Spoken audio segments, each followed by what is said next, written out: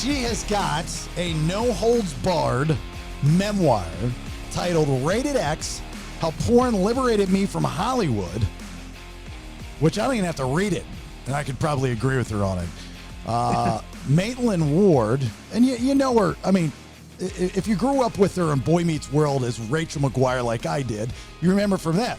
If you're in the porn world and you watch a lot of porn, you've probably seen her do many a movie, including, what was your first one was Driven, right? Wasn't that the first one you did after you left Hollywood?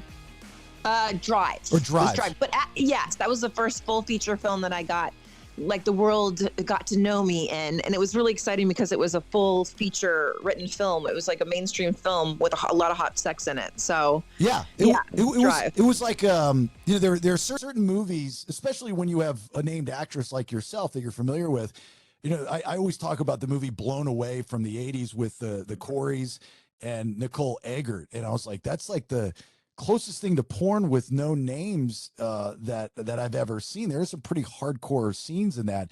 But in that movie with you, and that was your first, I guess, taste of porn, the porn industry, that was pretty hardcore stuff that you did. Yeah, no, it's been harder core along the way. But Yeah. honestly, though, it wasn't, people think that I all of a sudden just said, hey, I'm going to do this porn movie. But it really was such a slow build because I had been doing my own content where I had been building up to it. I've been doing girl stuff. I had been doing, then I eventually did boy stuff with two porn stars who were long time in the business, over 10 years. And I really learned a lot from them. So it wasn't my first time like sexually performing. It was my first time being out in the press about it and having a feature film where it was like really debuting on deeper.com. It was like this. So it had a precedent. I beat Bernie Sanders' heart attack the day it came out on Google searches. So, I mean, there's something. And they said, did I give him that heart attack?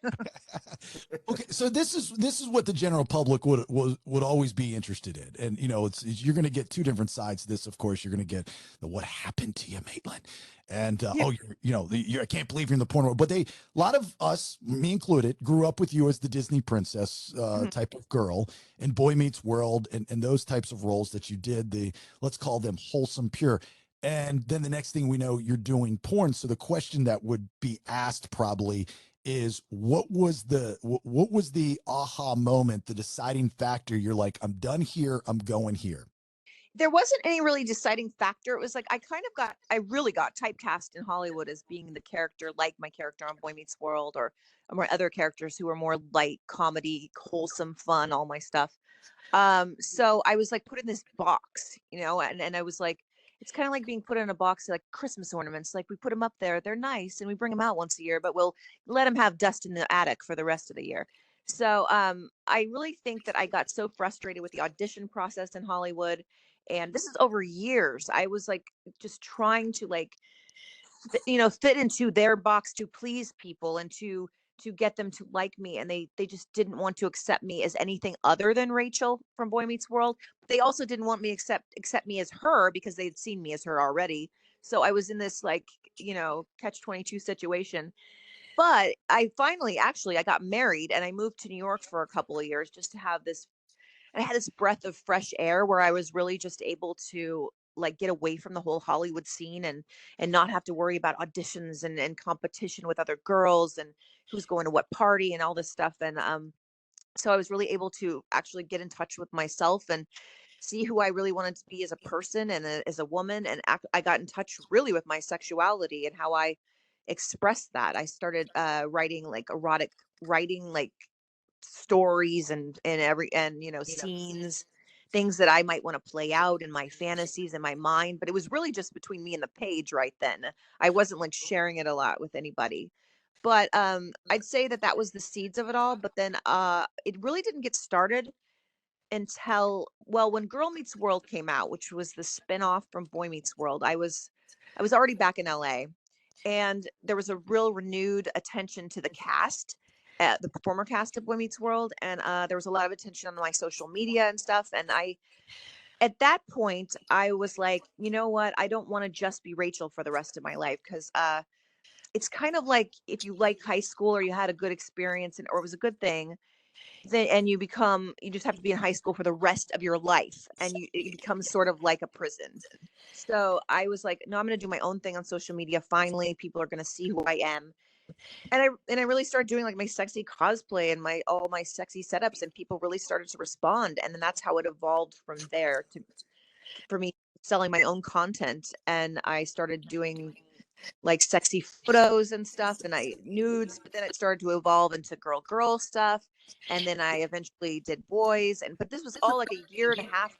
This is all, the process was like 5 years or so, but like a year and a half before I started doing professional porn, I was already going to porn college and doing my content. The Girl Meets World, the spinoff or reboot or whatever you want to call it, they did not ask you to be on that show, right? No, I mean, the executive producer, Michael Jacobs, and Disney and stuff, was outraged by me. But it's weird because people say, well, you were in porn, so they couldn't have you on a Disney show. And I'm like, I wasn't in porn at that time. This was well before I was even doing like nudes. I got a lot of attention doing like sexy dresses and red carpets and doing photo shoots, and like, and I had a lot of attention in the press and for that, and my cosplay and everything. And so it was just like this sexier image that I was projecting that they just could not deal with, and they hated that.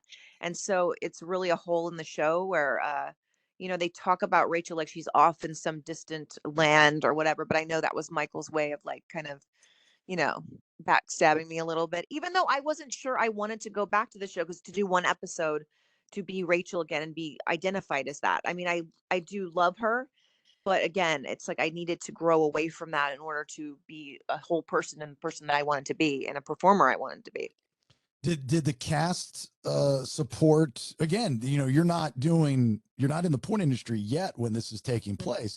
You're just doing your thing on social media, which is kind of crazy because I'm guessing, I know it doesn't seem that long ago, but I guess it was long enough ago before the OnlyFans world where you would see a lot of actresses express their womanhood or whatever you want to call it, and it's more accepted, I think, now than maybe even at that time, right?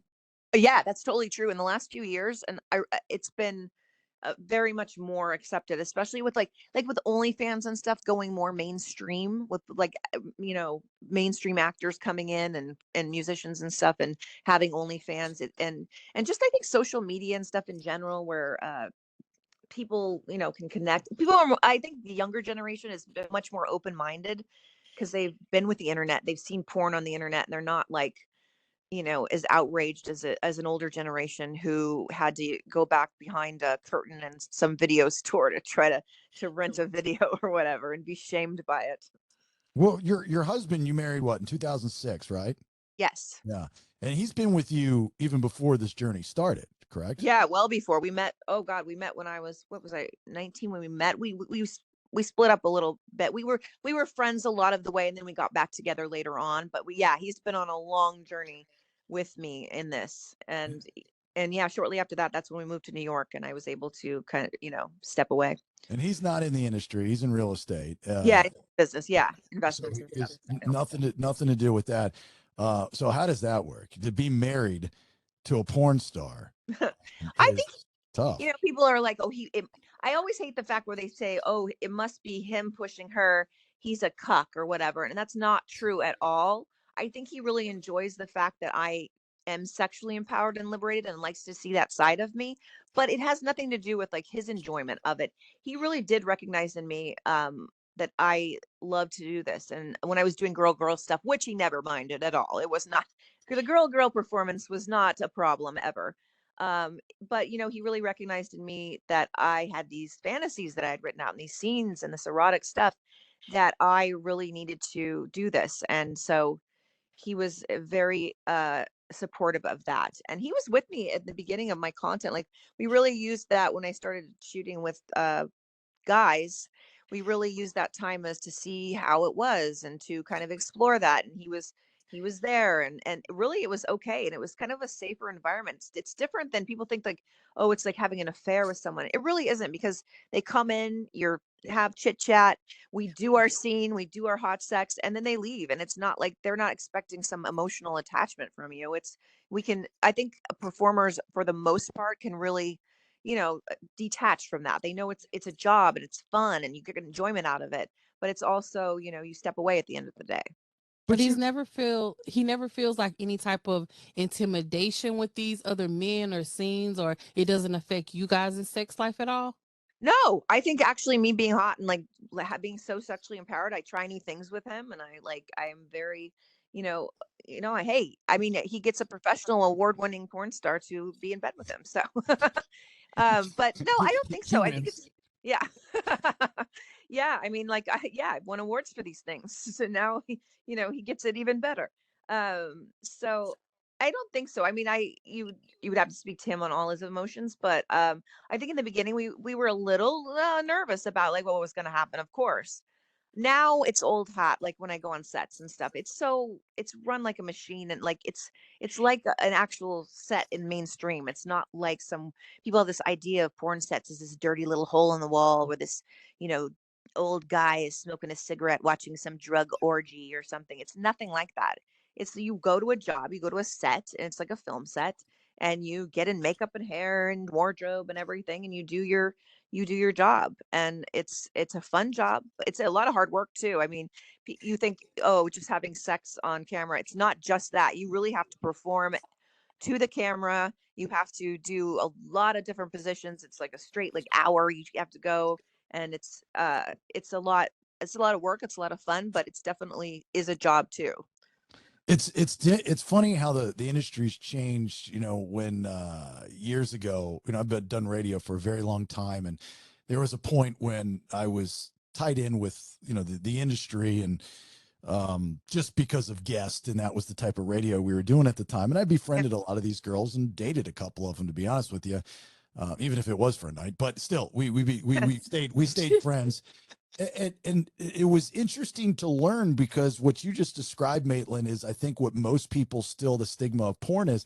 And it's kind of like the rock and roll industry. What rock and roll used to be: sex, drugs, rock and roll, Mhm. backstage, crazy parties. Same, the porn industry, it was sex, drugs, rock and roll, backstage, Yeah. crazy parties. But it's all evolved, where it's, you've got the health kick, it's a Uh-huh. business, it's about making money. I mean, not to say that there's not still people in that industry that act that way and do that, but it's changed quite a bit from the stigma of what people think it is, right? Yeah, absolutely. There's so many more rules and regulations put in place. So yeah, people are judging things from like 40 years ago or something, or 30 years ago. It's like it's changed so much since then. I mean, people think that we have like, oh, you're dirty, STD infested sets. And it's like we have to test every 2 weeks. There's all this protocol, this paperwork we have to fill out before we even step on set for a scene.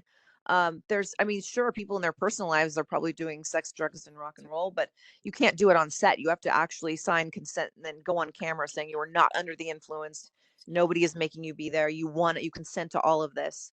And I think people don't realize how much protocol and consent goes into it before you even start the scene. Were you ever on set for Girl Meets World, or did you just keep your distance? No, I was on set. Well, of course, I came to the pilot. I came twice. Yeah, but I came to the pilot. I wasn't going to, but then I got called by some people in the cast, and they were like, people were having a little reunion there, and I went there, and it was great seeing Will and Ryder and Ben. Danielle gave me the cold shoulder, but that was a whole other story. But other than that, I it was kind of like I going home again, but then it was weird because I had tried to like grow away from that, but I guess it was kind of like a high school reunion of sorts to see everybody again. So yeah, I definitely did visit the set. And Danielle is Topanga, from Yeah. Oh yeah. from the show. And you guys used to be friends, though, right? Yeah, we were very friendly on the show. We always, well, it was funny because the first day that I was starting to work on the show, the producer said to me, "Oh, she's going to hate you." And I said, "Why?" And she's, "Oh, because you're the new girl with the legs and red hair coming in." But she really didn't. She never acted that way towards me.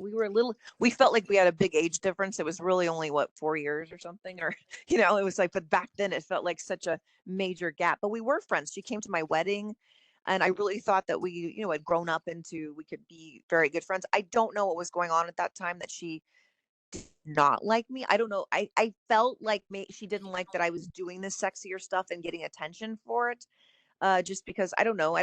I don't know how she feels about it, but I don't think she approves of it. I don't like, so I really don't have all the answers for that, but I have always loved her. She's a beautiful person. I mean, so that was sad to me. That was sad. And I didn't get invited to her wedding. Well, So that's what I was going to ask is like, do you care when people like Danielle that are, at one time at least important in your life, they kind of shun you now because of what you chose to do for a living? yeah, that's hurtful. It's mostly like nobody's really confronted me about it and said you're terrible, and they just kind of like quietly ice you out, and that's Mhm. kind of what happened there. I think. I mean, she would have to tell it in her story. I mean, maybe she had something else going on. I don't know, but I have not spoken to her since. But I have to say, yeah, people will just like want to avoid the situation. But certain people at the beginning, when I announced that I was going into like doing a big adult film and stuff, uh, I think they thought that I was like crazy on drugs, all the stories that you hear. But I think now it's been 3 years since I did Drive. I've had so many features and awards, and I've my huge OnlyFans, and like I wrote a book. I have all this success in my business. I think they're seeing now, like they're like, wait a minute, she really did take control of her career. So I'm feeling people like come back to me, kind of. It's a weird thing. I'm getting more respect in the mainstream industry than I did even when I was like in the mainstream industry completely, because people are like, wow, this is a different story. And she really did take control of her career and her life and her destiny. And she has her own thing. So that's been pretty empowering too, to see that, they see the legitimacy of it and the normalcy of it. Well, sometimes you have to take the long road, Maitland. You know that, and Yeah. Tracy Lords did it, right? Hmm. She was in the industry. I mean, this is when the industry was looked at and really was that guy smoking a cigarette, Really was crazy. then. Yes. Yeah, it really was. But she transitioned, risky business, and then Melrose Place, and I mean, she had a good run, and Hmm. I don't ever remember watching those movies and talking about those movies is or shows as her being the topic of conversation because she used to do porn. I mean, you even look at Pamela Anderson. Like you said, people do all this stuff behind closed doors anyway. Yeah. So Pamela Anderson's tape got released. Hmm. And, if you've seen any of the Pam and Tommy's and stuff like that, she was terrified on what was going to do to her career. Unfortunately, it did, I think, beat up her career. But, technically she's a porn star. She had a video released where she profited having sex. Right. But she's still Pamela Anderson, and she's an icon, pop icon. Yeah, sure. So, I mean, if the mainstream industry accepts you back and offers you a role, that would be the ultimate receipt for you and go back, Yeah. right? No, I really, yeah, I really want to work to that. And also to, I don't like somehow make mainstream and porn come together in a way, like because we're already creating like mainstream quality projects with a lot of hot sex in it. But I think there's a way to, merge the two in a way where maybe there's, sexual content in not as heavy of a way, but, for these streaming services and stuff, they're so close to it anyway. It's just like they don't go the whole way. Some of these shows are just almost like porn, like in itself. But so I really think that could be it. And I really hope like my book can, be, made into get film rights and stuff. No, that's a So good idea. Yeah, yeah, I would rated love to tell my story in that way and cinematically and stuff. Rated X: How Porn Liberated Me from Hollywood is the book, which is available now. Has anybody pitched you kind of what the porn industry does, especially with named actors, actresses that were on something? They would take the name and twist it, so instead of Boy Meets the World or whatever, meat spelled MEAT or something. I mean, something goofy Well, like that. it's funny. My fleshlights, my vagina and my butthole, my my vagina fleshlight is called Toy Meets World, Oh, that's clever. and my butt is tight chicks. So That's so that clever. reminded me of that. Yeah. But has anybody pitched you those ideas? Like as far Yeah, as a film? you know what? Yes, but I am contracted with Vixen and Deeper.com, which are Deeper is much more like of a cinematic kind of thing. There, it's like working on like a feature stuff and like award stuff and like things. It's like very scripted and everything. It's not really like the screwball comedy porn parody stuff. So yeah, I'm sure people would love to do it. And so that we actually did in the latest film we had have a sitcom type situation. It's not a direct parody or anything, but it's like a dystopian view of how sitcoms, whether it be in the 70s, the 50s, the 90s, and it kind of goes back and forth, but it's of how you know, they've messed with us as society, and like how they, you know, affected us, I guess. Because Mhm. because in this like movie that's out now, Drift, it's um I play America's sweetheart in this kind of sitcom scenario, and then I eventually walk off the stage and I go into this dark night, dead of night, where I find all this like sexual, you know, adventures and stuff. And it really kind of mirrors in a metaphoric way my book, because it's like me stepping off the soundstage and finding this twisting dark night and finding myself again and finding who I am as a sexual being and a person. I think I know the answer to this question, Mhm. but has anyone in the, let's call it the mainstream industry, or even just a celebrity in general, try to slip into your DMs and say, "Hey, I'd like to get together sometime. I like what you're doing. I'd like for you to do it at my house." Oh, yes, I've had some definite. Tori Spelling's husband did it one time. Really? Yeah, he didn't say it fully, but he was like, he said enough that I knew what he meant. You know, do you meet up and stuff like that. But and I've had like Terrell Owens did it, and then he got mad because I wouldn't go to the movies with him, which I knew the movies wasn't what he was after. But yeah, different ones. Yeah, there's different like athletes and stuff, and yeah, actors they'll do it, but they do it in like a sly way because they don't want it to like have me print the you know get the receipts and show exactly what they're saying. So usually it's more like, hey, you want to get together, like that kind of thing, but I know what they mean. And is any of those interested you? Can you do that, or is that outside the rules of the marriage part of things? Yeah, I don't do that kind of thing at all. No. If it was a girl, wait a minute, if it's a girl, yes. Well, have you had women then in that? Yes, I have.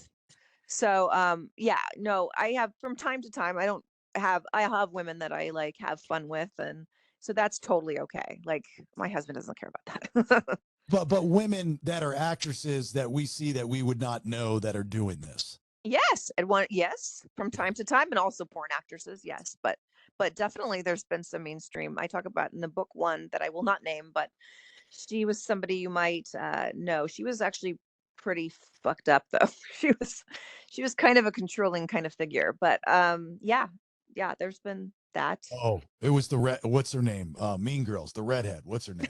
You got it. It was. Lindsay Lohan. Lindsay Yeah, it was Lindsay Lohan. Lohan. It was Was Lindsay Lohan. was it really? Did I get No, it? I'm kidding. I Oh, was yeah. kidding. Meryl You Streep. It was Meryl Streep. It's Meryl Streep, absolutely. And we filmed content, and you can see it. The devil wears Maitland. Let's just call it that. Yeah, how about that? But I would think, just by listening to you talk about your transition from, again, the mainstream industry into the porn industry, I hear that there's a chip on your shoulder and you want to prove something that like you missed out and you didn't give me these roles. So I found another avenue to not only make a living, be happy, know myself, but also find a way, hopefully eventually back into your world. This is kind of fueled by a chip, is it not? It's not really a chip. Well, it's a chip against certain people. Like, but I really love adult performing. Like that is something I found I was good at and I had fun at, and I really was. I adult performance is just something that was in me, literally and figuratively. So it's not necessarily a chip, but now that I found success, it's like, hey, look, guys, that way. So it's more like I was finding myself and I was sick of all of that. But then I'm like, wait a minute, you guys need to see this now, kind of. So it wasn't like fueled to it. What my performance and doing this was not fueled by the chip. Now I'm actually just proud to say, hey, look, you guys were wrong. So and I would come back to mainstream on my own terms. I'm not going to play by their rules anymore. It's like I want to do my own thing, and it's not even necessary that I have to, because I'm enjoying performing and everything, and I'm doing so well. And but I would like to take it back on my own terms, but it's not necessary, because I feel like I've taken it all back on my own terms anyway. Well, you're the epitome of what we talk about all the time. I mean, you're talking to a guy that got fired a year ago from the radio business and decided to start this podcasting thing. Now, I know I'm not bringing in the cash that you're bringing in, but the point is that all of us here, we work together on the radio show, and we all got blown out, so to speak. Is that we're working for ourselves. We talk about this all the time. Yeah. from the now I can't do what you do, obviously, because I'm not a beautiful woman like you are, but women are finding ways. We have OnlyFans models that come on the show and we're friends with them. They're bucking the stigma of the taboo of sex, which it's about time, and we're really one of the only countries in the world that still have that. And they're saying, look, I don't care what you think, I'm making 7 figures showing my ass or showing my feet or having sex with my husband or whatever it is that I'm into. What I'm into is none of your business. If you don't want to watch, you don't have to watch. I don't care if you judge me, but that's where we're at right now in this day and age. Yeah, I really believe that. It's the OnlyFans thing has been really empowering. And like you said, you're taking control of your own, content, your own career and stuff that you do and your own product. And so I really think that's been important. And the internet and stuff and the social media and everything has given us that contact with the audience. I would never have been able to do what I do without my fans seeing me on social media, because I wouldn't have even had an audience and like an ability to show what who I was and to my fans if I didn't have social media to start growing that. And then, and with OnlyFans and everything, that just like I'm able to make such great money and just have such great fans and look at I became an author, something I always wanted to do and I never really thought I could, but here I am. Can I make a suggestion? And maybe you can change the industry, the porn industry, but definitely the movies that you're in. So here, look, I'm not great in bed. Okay, I'm gonna give you some of my Oh. personal background. I'm not great.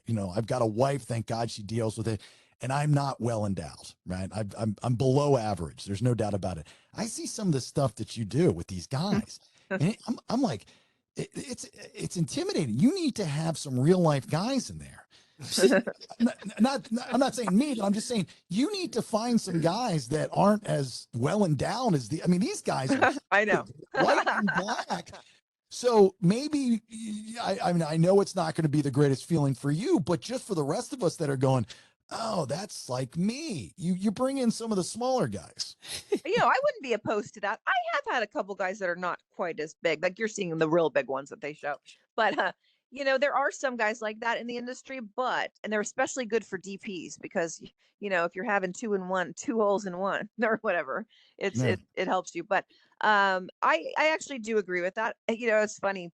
People ask me, would any guys from mainstream go into it? And I was talking to an actor friend of mine. And he goes, you know what? It's not because they think it's taboo or anything. It's because nobody has any confidence and nobody has a dick.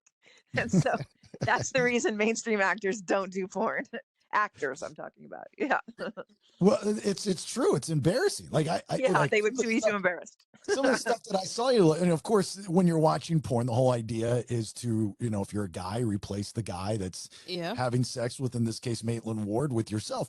And you're just like, there's no way I'm getting through an hour and a half movie. It's just not happening. I was impressed with the quality of the movies because I saw we were having you on, so I did a little research. I watched a couple of. You like porn. You like porn. You're a big porn.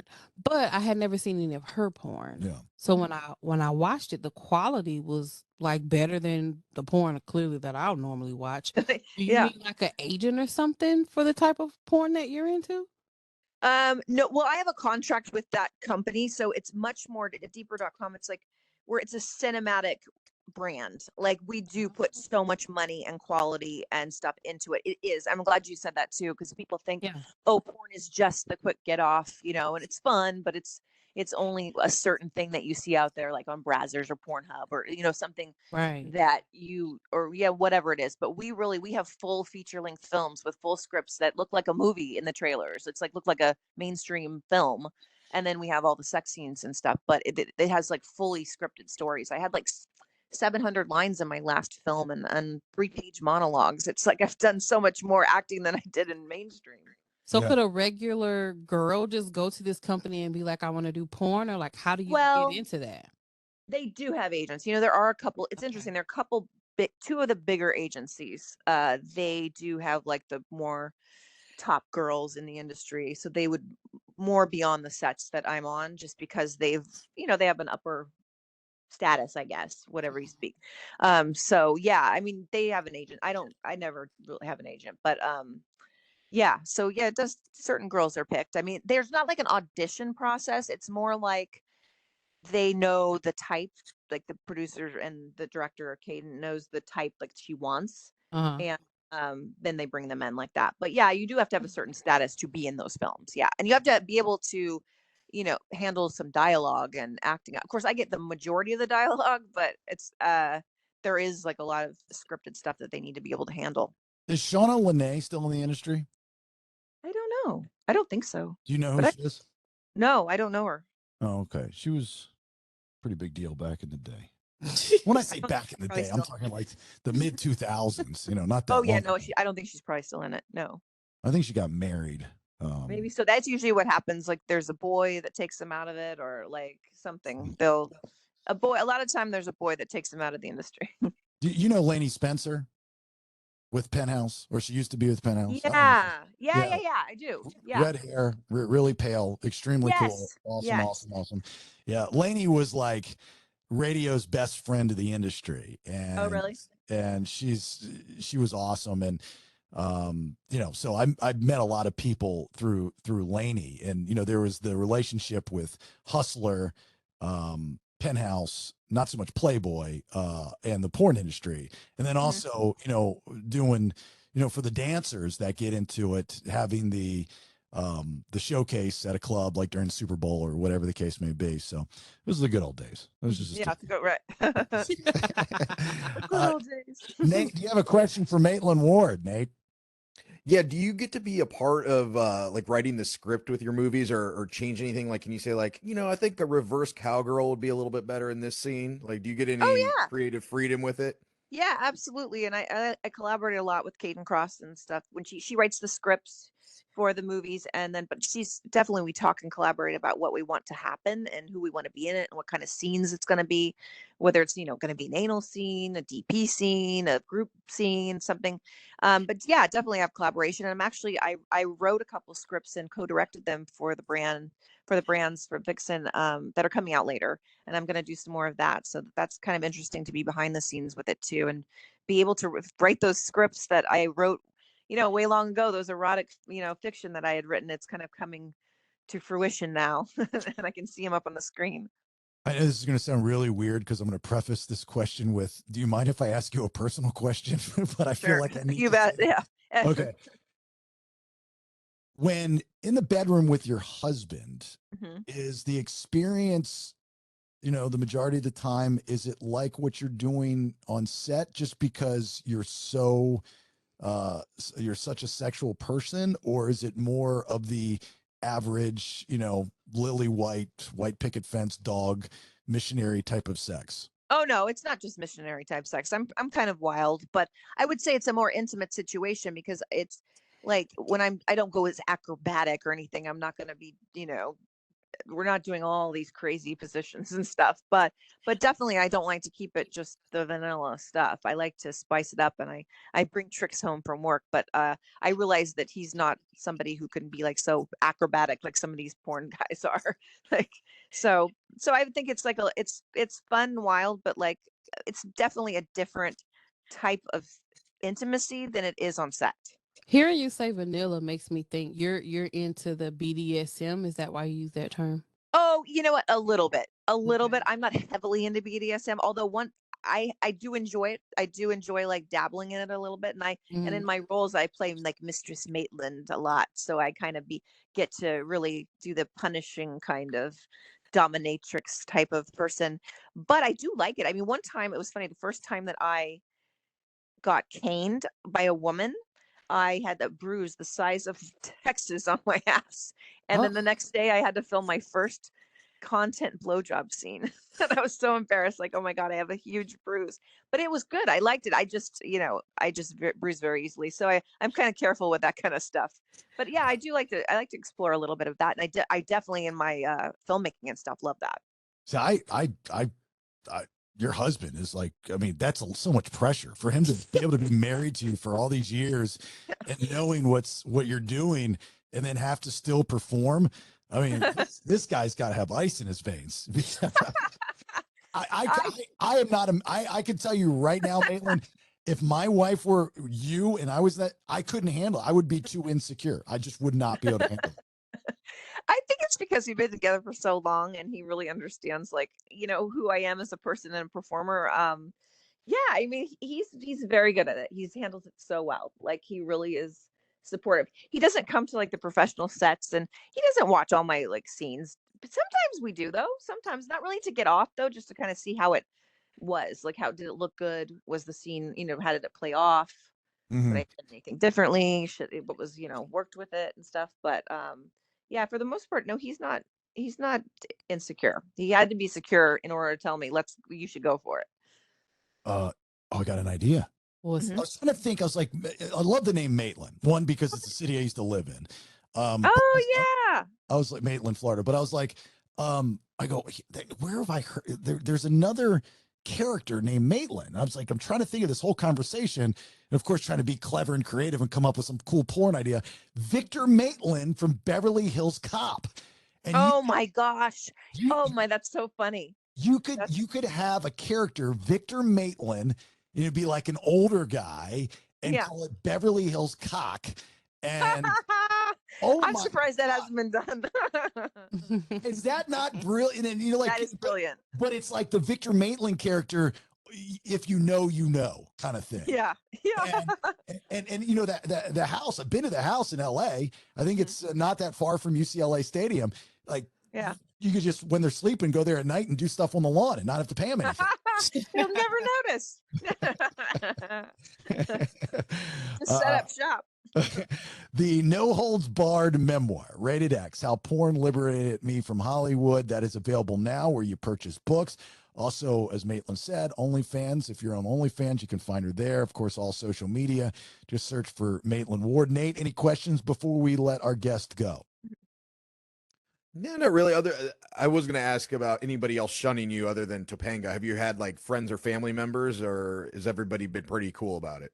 I've had definitely friends shun me, especially like any really straight laced friends. Because when I was younger, I was hid everything and I acted like I was just such a goody goody girl. So I had friends like that from way in my past who have like shunned me. Nobody's like confronted me; they just shun me or like unfriend me or do that. I have been surprised by the amount of people who have come forward from my past and like my high school, college, whatever, and they are so supportive of me. And I've been surprised by like family members who have been so supportive of me. And I didn't expect that. Like when I first announced it to the world, everybody said I was going to get just demeaned and just torn apart, but I really for the most part had a very positive outcome from it and experience and reaction. I think it's just because I didn't fall into like being shamed and I was proud of what I did and I celebrated it. So when somebody's celebrating something like that, it's hard to go at them and say you can't be having fun, you can't be loving your life. Did you lose your virginity in the Hollywood scene? No, it was in high school and it was a quick, like I just wanted to get it over with. It was kind of like I was not so confident, but I just wanted to like just get it over with. Let's have it happen. But I tell the whole story about that. It was to a nerdy boy. Oh, that's cool. Yeah, I've always wanted to write a book of celebrities sharing their virginity, losing their virginity stories. Oh, Isn't that crazy? That would be clever, wouldn't it? yeah, it would be a great one. Yeah, that'd be cool. If they tell you. I think most people I would. probably the virginity story. Yeah. Yeah. I mean, unless it was, something horrible or whatnot. I just now have to learn how to write, I guess. Did you have relationships within that circle when you were in that circle?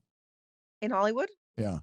Yeah, sure. I mean, yes. I not like I won't say like any huge male stars or anything, but definitely people in the business industries and actors and stuff. Yeah, sure. I mean, just normal. That's what my industry was, and that's where the people around me were. So I could just see you like going, and the set next to you was Saved by the Bell, and you're like, oh, AC Slater, let's go in the closet, the electric closet, and make out.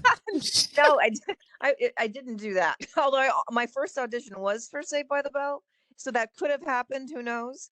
But Ah, what yeah, but what character were you going for, Jesse? it was just no, no, no. It was already when Saved by the Bell was on, and I was one of Screech's girlfriends, like a nerdy girlfriend of his. Oh, you were on But that show, right? You had a bit. You got it, right? no, I did not get Saved by the Bell. Oh, you didn't. But then I got like my second audition. It was Bold and Beautiful, the soap opera, and that's when I got on. And then I was with, well, I had a kind of messed up relationship with the guy who was my co-star on Bold and Beautiful, which I talk about because he was older than me and stuff. So it was confusing time, but I can definitely go into that. Okay. This I don't know if you knew that, figured this out or not, but so Screech's nerdy girlfriend, you know who played that character, right? Tori Spelling, And who's the guy that got into your DMs? her husband. Sean McDermott, right? Yeah. Yeah. So Sean McDermott, what a receipt. Dean McDermott. Scene, yeah. What a receipt. Years ago, you auditioned for that role. You lose out to Tori Spelling. Decades later, her husband wants to have sex with you. That's awesome. It's a full circle moment right there. Have you ever thought about that? You ever break that down? You know what? I did not think about that all the way. Yeah, that's amazing. You should feel good about yourself today. I do. I feel like I've really triumphed over something. That's crazy. I'm just really glad I knew that Tori Spelling got the part because I was a Saved by the Bell fan. Nikki, any questions for Maitland before we let her go? So you said that your husband's okay when you kind of do girl on girl things. Do you and your husband like have threesomes with women together, or like is there anything that you allow him to do outside of the marriage? You know what? If he wanted to, he could. We don't do that kind of thing. It's he's watched when I'm with girls and stuff like that. But that's not his thing. He is pretty like straight. He is kind of straight laced. It's funny because people think he would have to be some wild like swinging kind of type, but he is straight laced. I think he enjoys that I'm not that kind of person. I'm so like bold and out there. So I think he enjoys the part of me just being like that. But no, we're not like swingers or anything. Well, how much would it take? Like, how much would I have to pay you to come to my house and just teach me to be better? I mean, you don't have to touch me or anything because you don't want to do that. But I'm just saying, let's sit in the corner and coach me. Oh yeah, that'd be fun. I like doing that. Sometimes I do that on OnlyFans for people. Oh, okay. Well, like, what's your rate? Was it like 15, like minimum wage, or what do you take? What are you doing? No, well, I don't know. Like if let's say $500 an hour. No. Oh, I think that's fair. $500. Just sit in the corner, get you a drink, show you. Yeah, right. Get you a megaphone, kind of like Huey Lewis in the News and Back to the Future. Oh my gosh, that's funny. Huey Lewis. I loved Huey back then. Oh my God, it was my second concert I ever went to as a kid. So loved it. First cassette I ever bought, sports. Rated X, How Porn Liberated Me from Hollywood is the new no holds barred memoir from Maitland Ward. You are a fantastic guest. You're so sweet. Thank you so much for all the time. I wish you nothing but the best. Please remember us, and if there's ever another opportunity for you to come on, or if I reach out to you on social media, I'm not trying to be creepy or anything. I just would like to get you back on to Chit Chat because I think we had a really good conversation. Yeah, we'd love to anytime. It was so much fun. All right, Maitland. Best of luck with the book and everything you do. And tell Terry that I'm his biggest fan. All right? I will. He'll love it. All right. Take care, Maitland. Thank you. Thank you. Bye-bye. Bye.